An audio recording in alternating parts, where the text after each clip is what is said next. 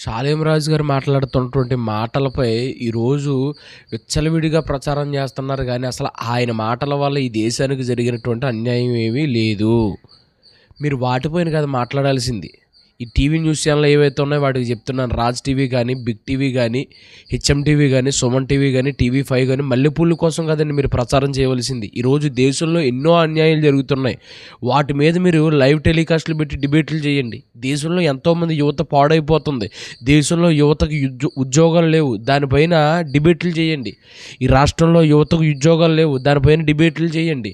ఎంతోమంది త్రాగుడు చేత పాడైపోయి మనిషిని పశువుగా మార్చేటువంటి త్రాగుడు విచ్చలవిడిగా ఈరోజు ఏరులే పారుతుంది. దాని మీద మీరు డిబేట్ వీడియోలు చేయండి.